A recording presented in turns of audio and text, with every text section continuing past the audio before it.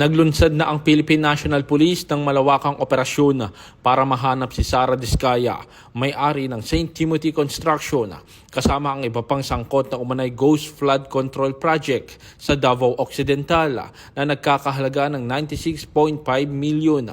Ayon kay PNP Acting Chief Police Lieutenant General Jose Melencio Corpus Nartates Jr., nagpakalat na ng intelligence at tracker teams ang PNP at nakikipag-ugnayan na rin sa iba't ibang ahensya ng pamahalaan habang hinihintay ang paglabas ng mga warrant of arrest.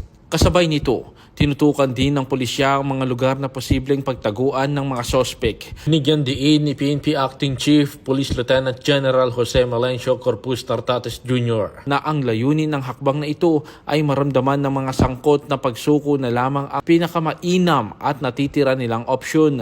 Alerto na rin ang mga barangay at neighborhood watch groups. Mahalagang impormasyon. Hinihikayat naman ng PNP ang publiko na makipagtulungan bilang bahagi ng pagsusulong ng transparency at accountability.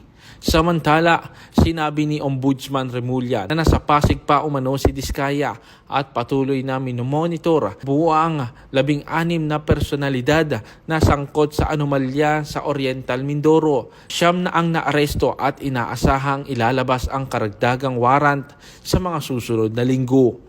Ang hakbang na ito ay bahagi ng adhikain ng bagong PNP para sa bagong Pilipinas, serbisyong mabilis, tapat at nararamdaman.